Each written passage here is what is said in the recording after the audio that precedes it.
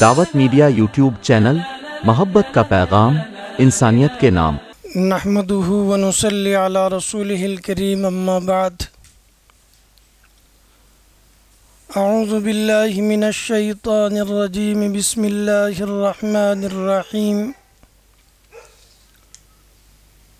اقرأ بسم ربک الذی خلق، خلق الانسان من علق، اقرأ وربک الاکرم الذی علم بالقلم، صدق اللہ العظیم۔ وقال النبی صلی اللہ تعالی علیہ وسلم: خیرکم من تعلم القرآن وعلمہ، او کما قال علیہ الصلاۃ والسلام۔ اللہم صلی وسلم علی سیدنا محمد صلی اللہ علیہ وعلی آلہ واصحابہ وبارک وسلم۔ قابل صد احترام معزز سامعین اعظام، مکاتب کی اہمیت کے عنوان سے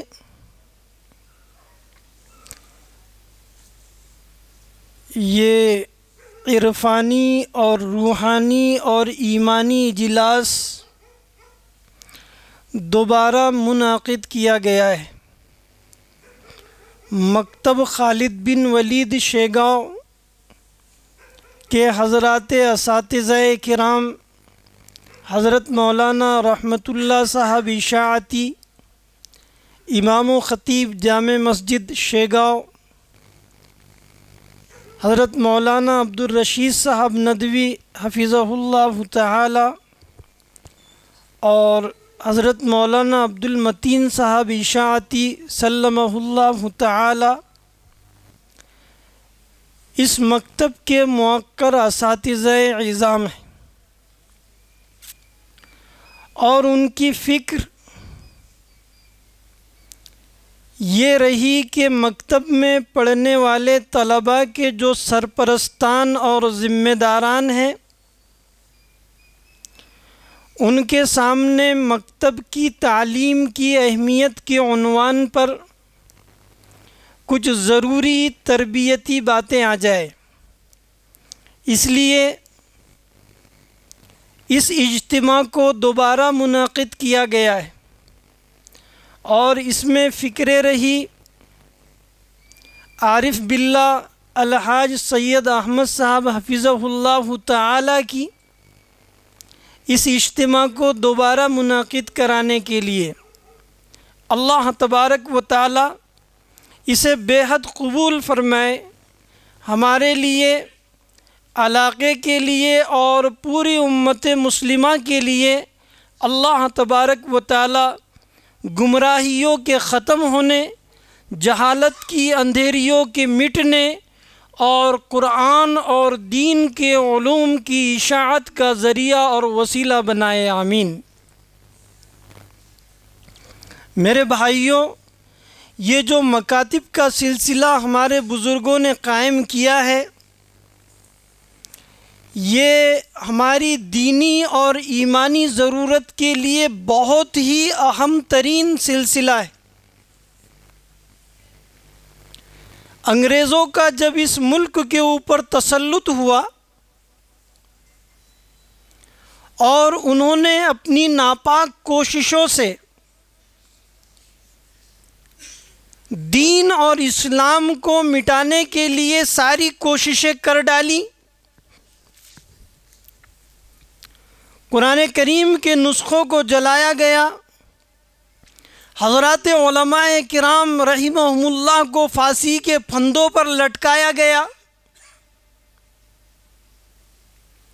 ہر ممکن کوشش کی گئی، لیکن جب وہ اپنی ان کوششوں کے اندر ناکام ہوئے تو لارڈ میکالے نے فورٹ ولیم کالج ہندوستان کے اندر قائم کیا، اور برطانیہ جانے کے بعد دارالعوام میں اس نے اپنے منصوبے کا اعلان ان الفاظ میں کیا کہ ہم نے ہندوستان کے اندر ایک ایسا ادارہ قائم کیا ہے کہ اس ادارے میں پڑھنے کے بعد ہندوستان کے رہنے والے رنگ و نسل کے اعتبار سے تو ہندوستانی رہیں گے، لیکن ذہن، فکر اور دماغ کے اعتبار سے انگریز بن جائیں گے۔ فکروں کو تبدیل کرنا اور مذہب کو ختم کر دینا، اس لائن کی محنتیں کر کے یہ بہت ہی آسان کام ہے۔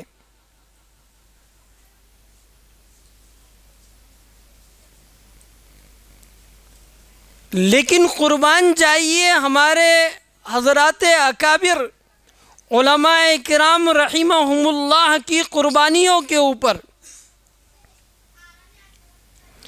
کہ انہوں نے انگریز کے اس ناپاک منصوبے کو بروقت بھانپا اور بھانپ کر کے دارالعلوم دیوبند کی بنیاد رکھی گئی اور دوسرے اس کے ماتحت بہت سارے مکاتب کا قیام عمل میں آیا، تاکہ ان مکاتب کے قیام کے ذریعے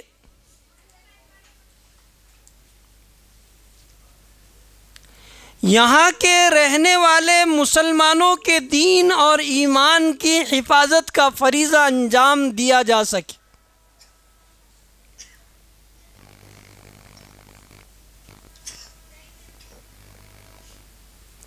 ایک مسلمان ہونے کی حیثیت سے مسلمان جہاں بھی رہے گا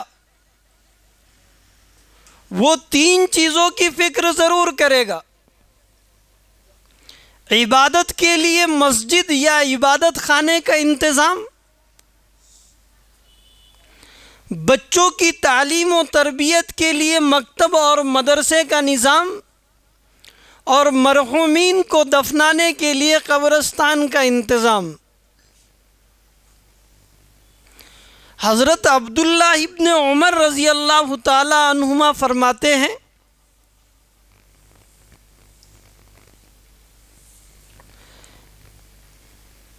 کہ تین چیزیں مسلمانوں کے لیے بہت ضروری: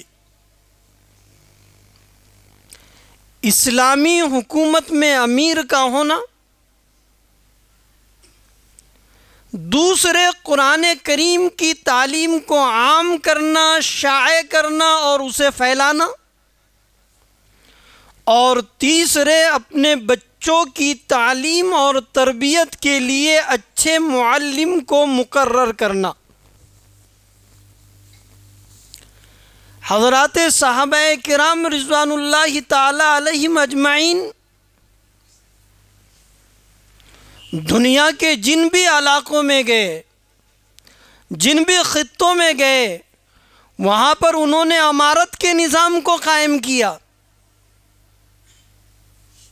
حضور اکرم صلی اللہ تعالی علیہ وسلم نے بہت سارے ممالک کے اندر جو ہے قاضی حضرات کو امیر کے طور پر مقرر کیا، اور وہ قضات ان کے معاملات کے تصفیے کیا کرتے تھے۔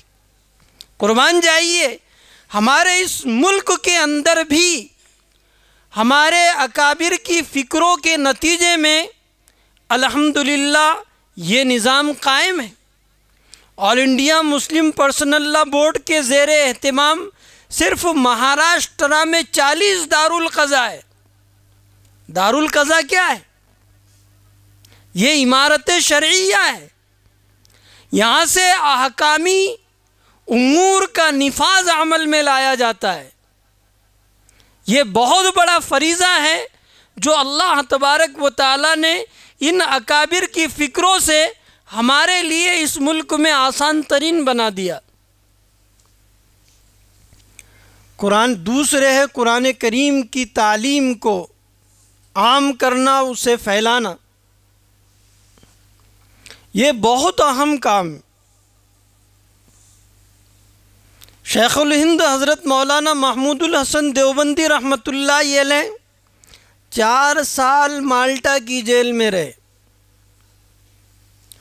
اور جب آپ رہا ہو کر آئے دارالعلوم دیوبند میں حضرات اساتذہ کرام کے سامنے آپ نے ایک خطبہ پیش کیا، اور اس میں کہا گیا کہ ہم نے 4 سال تک جیل کی سلاخوں کے پیچھے اس بات کے اوپر غور و فکر کیا کہ مسلمان ذلیل و رسوا کیوں ہیں.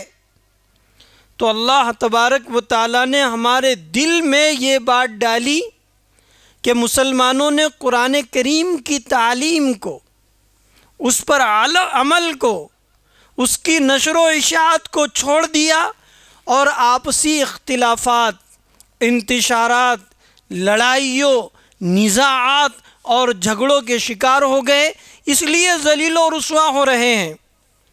زمانہ آج بھی قرآن ہی سے فیض پائے گا، مٹے گی ظلمت شب اور سورج جگمگائے گا. اگر ہم چاہتے ہیں کہ ہماری عظمت رفتہ واپس آ جائے تو ہمیں قرآن کریم سے اپنے رشتے کو مضبوط کرنا ہوگا. قرآن کریم کے حلقے مساجد کے اندر قائم کیے جائے، قرآن کی تفسیروں کے ذریعے، مکاتب کی تعلیم کے ذریعے، اور مدارس میں تو قرآن کریم اور احادیث نبویہ صلی اللہ تعالی علیہ وسلم کی تعلیم ہو ہی رہی ہے. یہ بہت بڑا کام اللہ تبارک و تعالیٰ نے قرآن کریم کے اندر حضور اکرم صلی اللہ تعالی علیہ وسلم والی جو نعمت ہمیں عطا کی ہے نبی اور رسول کی شکل میں، یہ اتنی عظیم نعمت ہے کہ اللہ تبارک و تعالیٰ نے اتنی نعمتیں عطا فرمائی، اتنی نعمتیں عطا فرمائی، اتنی نعمتیں عطا فرمائی کہ وہ اکاؤنٹ نہیں ہو سکتی، وہ شمار نہیں کی جا سکتی، انہیں گنا نہیں جا سکتا. وَإِن تَعُدُّوا نِعْمَةَ اللَّهِ لَا تُحْصُوهَا. اللہ کی نعمتوں کو ہم شمار نہیں کر سکتے، اللہ کی نعمتوں کو ہم گن نہیں سکتے. اتنی نعمتیں اللہ تبارک و تعالیٰ نے دی. وَفِي أَنفُسِكُمْ أَفَلَا تُبْصِرُونَ.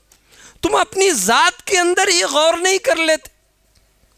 اللہ نے کتنی ساری نعمتیں ہمارے وجود کے اندر رکھ دیے. سانس انسان جو ہے بغیر احساس کے لے رہا ہے، لیکن اگر یہی سانس اندر رک جائے تو موت، اور سانس نہ لیا جائے تو موت. لیکن حضور اکرم صلی اللہ تعالی علیہ وسلم والی جو نعمت اللہ تبارک و تعالیٰ نے عطا کی، قرآن کریم کے اندر فرمایا لَقَدْ مَنَّ اللَّهُ عَلَى الْمُؤْمِنِينَ إِذْ بَعَثَ فِيهِمْ رَسُولًا مِّنْ أَنفُسِهِمْ. اللہ تبارک و تعالیٰ نے احسان فرمایا مومنین پر کہ ان میں انہی میں کا رسول بھیجا. وہ رسول کا کام کیا ہے؟ 3 مقامات پر اللہ تبارک و تعالیٰ نے قرآن کریم میں اس مضمون کو بیان کیا ہے. یتلو علیہم آیاتہ ویزکیہم ویعلمہم الکتاب والحکمہ. قرآن کریم کی آیات کی تلاوت، لوگوں کا تزکیہ اور تصفیہ، اور کتاب و حکمت کی تعلیم، یہ کار نبوت ہے. یہ حضور اکرم صلی اللہ تعالی علیہ وسلم کے فرائض منصبی. اور ان مکاتب اور مدارس کے اندر حضرات علماء کرام یہی خدمت کو انجام دے رہے ہیں. قرآن کی تلاوت، اس کو سیکھنا اور اس کو سکھانا آج دنیا کی اور مغربی نگاہوں کے اندر جس نے بہت ساری جائیداد اور مال و دولت جمع کر لیا اسے اچھا سمجھا جاتا ہے، جس نے کاریں اور محلات بنا لیے اسے اچھا سمجھا جاتا ہے، جس نے اپنے فیملی اور خاندان کو بڑھا لیا اسے اچھا سمجھا جاتا ہے، جس نے اقتدار کے اندر بڑا عہدہ اور منصب حاصل کر لیا اسے اچھا سمجھا جاتا ہے۔ لیکن قربان جائیے جناب نبی کریم صلی اللہ تعالی علیہ وسلم کے اوپر کہ حضور اکرم صلی اللہ تعالی علیہ وسلم نے فرمایا خیرکم من تعلم القرآن وعلمہ، تم میں مالدار بہتر نہیں ہے، تم میں تاجر افضل نہیں ہے، تم میں محلات کا بنانے والا افضل نہیں ہے، تم میں اقتدار کے اعلیٰ عہدوں کو حاصل کرنے والا عمدہ اور بہتر نہیں ہے، بلکہ بہتر کون ہے؟ جو قرآن کریم کو سیکھے اور دوسروں کو سکھائے۔ یہ مکاتب کے اندر پڑھانے والے اساتذہ اعظام اور مدارس کے اندر پڑھانے والے علماء کرام اور ان کے پاس میں پڑھنے والے بچوں کا یہ مقام اور مرتبہ ہے کہ زبان رسالت صلی اللہ تعالی علیہ وسلم انہیں فرما رہی ہے کہ یہ بہترین لوگوں میں سب سے بہترین۔ اس حدیث کے راوی حضرت سیدنا عثمان غنی رضی اللہ تعالیٰ عنہ، امام بخاری رحمۃ اللہ علیہ نے جہاں پر یہ روایت ذکر کی ہے وہاں پر ان کے شاگرد ابو عبد الرحمن عبداللہ بن حبیب السلمی التابعی رحمۃ اللہ علیہ کا ایک جملہ نقل کیا ہے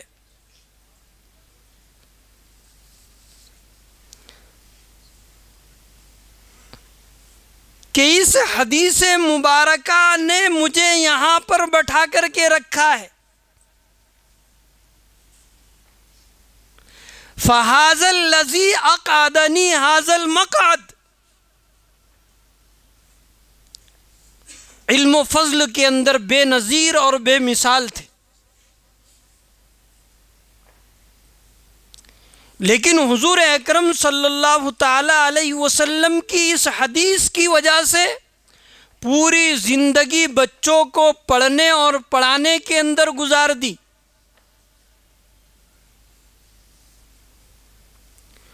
اور بچوں کو تربیت اور سنوارنے کے اندر اپنے زندگی کے قیمتی لمحات کو لگا دیا۔ تو یہ جو قافلہ ہے قرآن کریم کی خدمت کرنے والا اور دینی علوم کو حاصل کرنے والا، یہ بہت عظیم الشان قافلہ ہے۔ انہیں حضور اکرم صلی اللہ تعالی علیہ وسلم اور اللہ تبارک و تعالیٰ کے ساتھ خصوصی نسبت حاصل ہے۔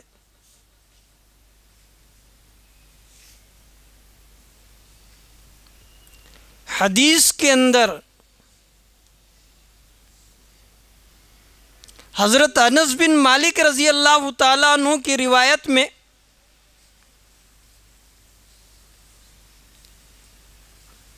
کہا گیا کہ حضور اکرم صلی اللہ تعالی علیہ وسلم کا ارشاد ہے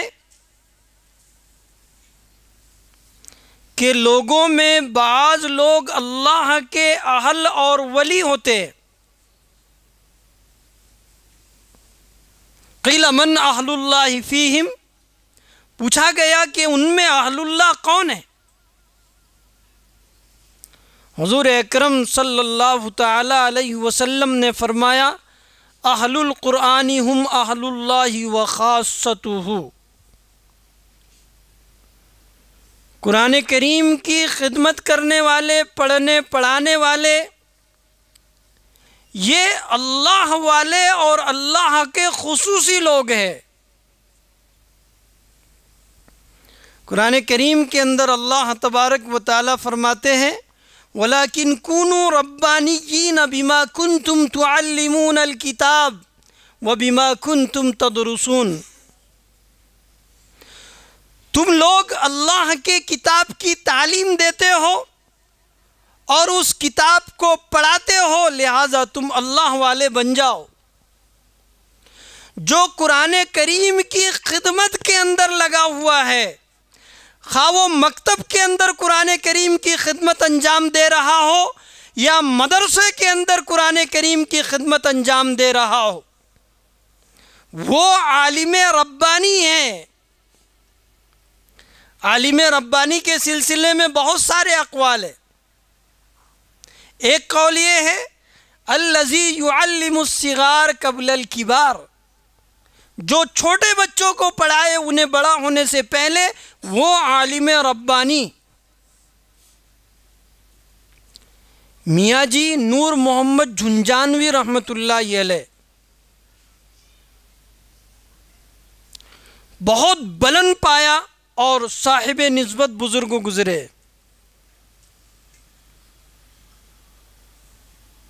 حاجی امداد اللہ مہاجر مکی رحمۃ اللہ علیہ، مولانا رشید احمد گنگوئی رحمۃ اللہ علیہ، مولانا خلیل احمد صاحب سہارنپوری رحمۃ اللہ علیہ، حضرت شیخ زکریا رحمۃ اللہ علیہ، فقیہ الامت حضرت مولانا مفتی محمود الحسن گنگوہی رحمۃ اللہ علیہ۔ یہ جو سلسلہ چشتیہ ہے، ان تمام کے یہ شیخ پوری زندگی ایک مکتب کے اندر بچوں کو تعلیم دیتے ہوئے انہوں نے گزار دی۔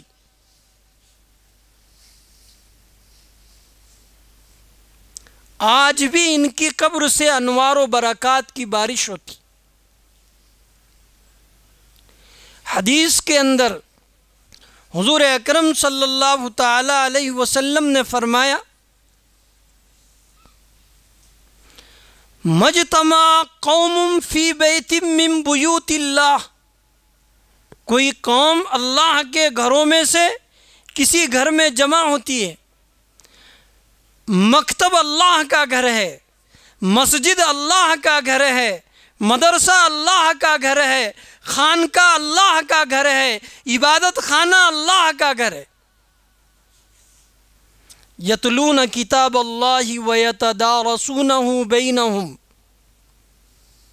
وہ قرآن کریم کو پڑھتے اور پڑھاتے، 4 انعامات اللہ تبارک و تعالیٰ انہیں دیتے۔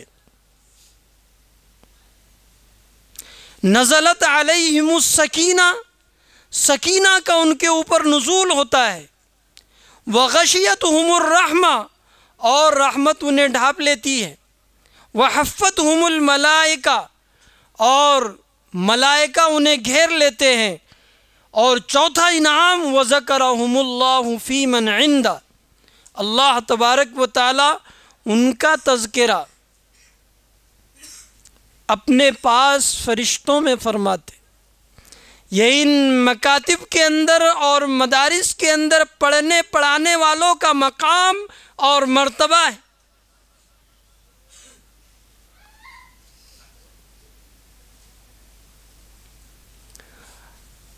بانی تبلیغ حضرت مولانا الیاس صاحب رحمۃ اللہ علیہ یہ مظاہر علوم سہارنپور کے اندر پڑھایا کرتے تھے۔ ان کے والد حضرت مولانا اسماعیل صاحب رحمۃ اللہ علیہ، ان کے خلیفہ تھے حضرت مولانا مفتی مظفر حسین کاندیلوی رحمۃ اللہ علیہ۔ ان کی فکریں تھی غیر آباد مساجد کو آباد کرنے کی۔ شیخ کی وہ فکریں مولانا اسماعیل صاحب رحمۃ اللہ علیہ کے اندر منتقل ہوئی،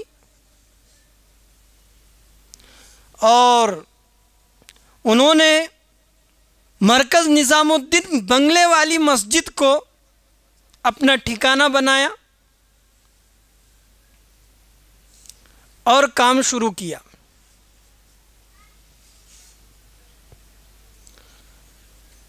ان کے انتقال کے بعد حضرت مولانا محمد میاں صاحب رحمۃ اللہ علیہ، جو حضرت مولانا اسماعیل صاحب رحمۃ اللہ علیہ کے صاحبزادے اور حضرت مولانا الیاس صاحب رحمۃ اللہ علیہ کے بھائی، والدہ دونوں کی الگ الگ تھی، انہوں نے اس کام کو سنبھالا، لیکن ان کے اس دنیا سے رخصت ہونے کے بعد لوگوں نے سوچا کہ یہ کام کا سلسلہ باقی اور جاری رہے، تو مظاہر علوم سہارنپور، قطب الاقطاب، سید الطائفہ حضرت مولانا خلیل احمد صاحب سہارنپوری رحمۃ اللہ علیہ کی خدمت میں حاضر ہوئے۔ حضرت مولانا خلیل احمد صاحب سہارنپوری رحمۃ اللہ علیہ حضرت شیخ زکریا رحمۃ اللہ علیہ کے شیخ اور بہت ہی بلند پایا محدث اور اللہ والے، ابو داؤد شریف کی عربی کے اندر انہوں نے شرح لکھی بذل المجہود، 6 جلدوں میں۔ عالم عرب کے اندر بھی وہاں کے علماء نے بڑی قدر کی نگاہوں سے اسے دیکھا۔ یہ ہمارے اکابر وہ تھے جو علم کے سمندر تھے اور علوم ان کے ساتھ رخصت ہو گئے۔ حضرت شیخ زکریا رحمۃ اللہ علیہ نے اوجز المسالک لکھی، موطا امام مالک کی عربی شرح، عرب علماء نے جب اسے پڑھا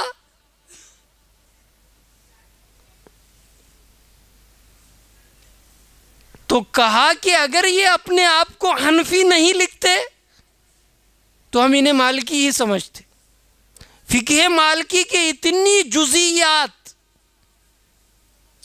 اور اتنا وسیع فقہ انہوں نے اس کے اندر جمع کر دیا کہ علماء داد دینے پر مجبور ہو گئے۔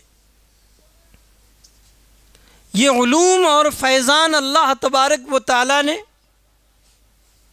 انہیں یہ قرآن کریم کی نسبتوں اور برکتوں کی وجہ سے عطا کیا تھا۔ تو حضرت مولانا خلیل احمد صاحب سہارنپوری رحمۃ اللہ علیہ نے حضرت مولانا الیاس صاحب رحمۃ اللہ علیہ کو غور و فکر کے بعد اس خدمت کے انجام دینے کے لیے روانہ فرما دیا۔ آپ جب میوات پہنچے تو آپ کے وہاں پہنچنے سے پہلے آپ کے خاندان کے بزرگان دین وہاں 50 یا 60 مکاتب قرآنیہ قائم کر چکے تھے، اور حضرت مولانا الیاس صاحب رحمۃ اللہ علیہ کی بھی فکر یہ تھی کہ مکاتب قرآنیہ کے قیام کو عمل میں لایا جائے، اسے مستحکم اور مضبوط کیا جائے، لیکن انہوں نے دیکھا کہ لوگوں کے اندر دین سے بے رغبتی ہے، دین کی طرف جھکاؤ نہیں ہے،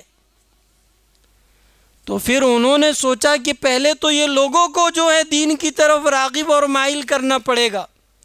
تو اللہ تبارک و تعالیٰ نے ان کے دل کے اندر یہ دعوت و تبلیغ کا سلسلہ ڈالا اور آپ نے یہ دعوت و تبلیغ والے کام کو شروع کیا۔ حضرت مولانا الیاس صاحب رحمۃ اللہ علیہ فرماتے تھے کہ یہ دعوت و تبلیغ کا سلسلہ کیا ہے؟ یہ لوگوں میں دین کی رغبت پیدا کرنے کے لیے ہے۔ جب لوگوں میں دین کی رغبت پیدا ہو جائے گی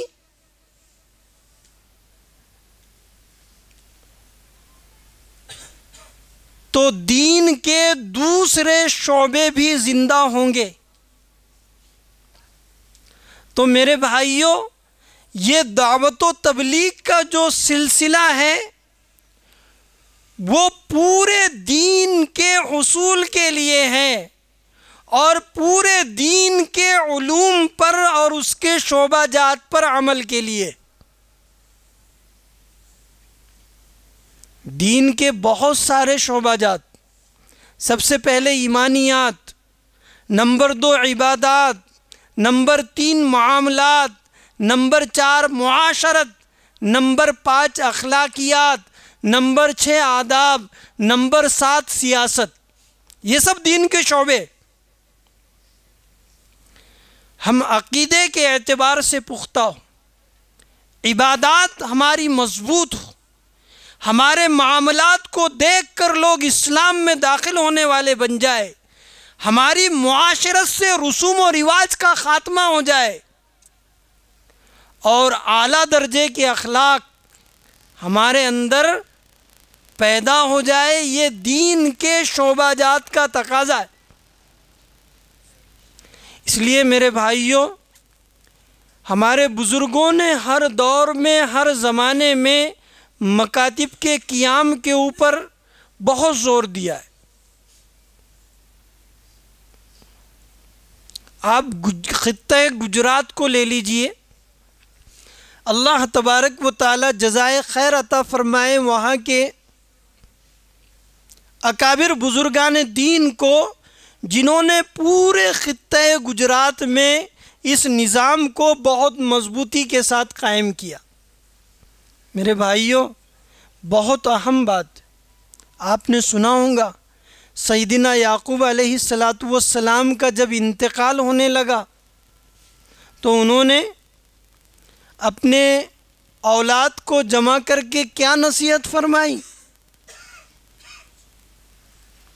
ام کنتم شہداء اذ حضر یعقوب الموت، قرآن کریم نے اس واقعے کو بیان کیا ہے۔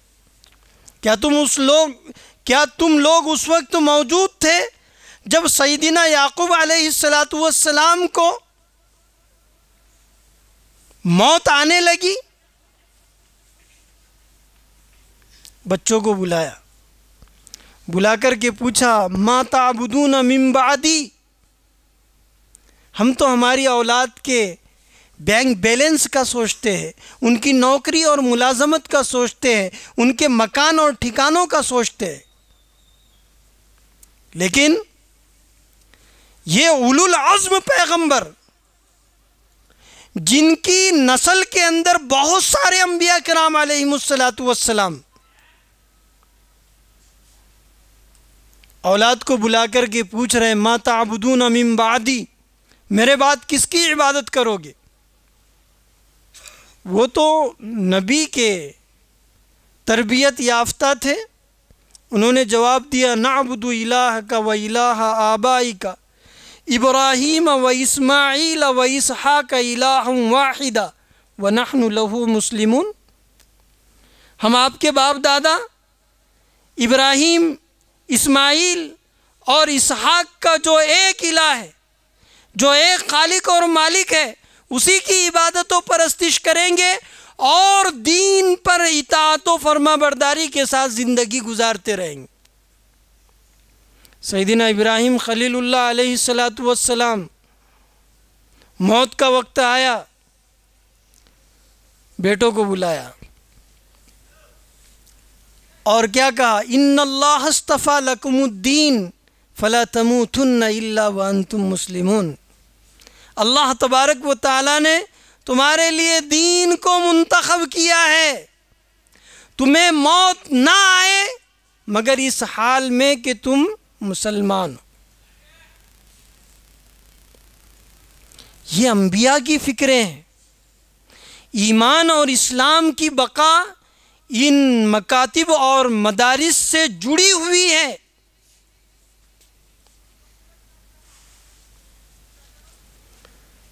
علامہ شبیر احمد عثمانی رحمۃ اللہ علیہ فرمایا کرتے تھے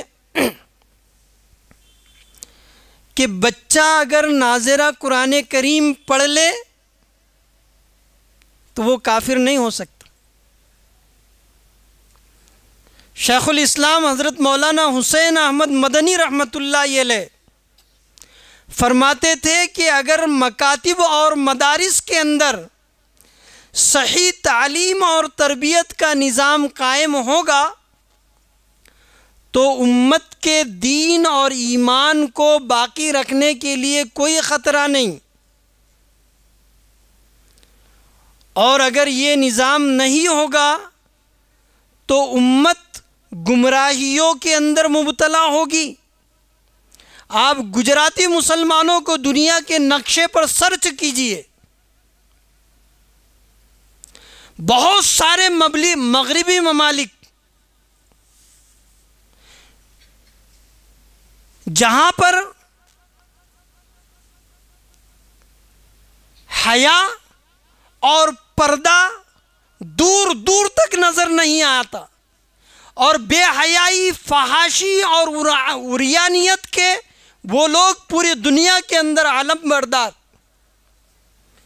لیکن آپ گجراتیوں کو دیکھیے، ان کے بچوں کو دیکھیے، یہ مغربی ماحول کے اندر بھی گئے لیکن الحمدللہ ان کا پردہ باقی ہے، ان کا نمازوں کا اہتمام باقی ہے، احکام اور شعائر اسلام کی عظمت ان کے دلوں میں ہے، اور دین اور اسلام کی شمعوں کو وہ ان باطل اور طاغوتی ممالک کے اندر بھی قائم کیے ہوئے۔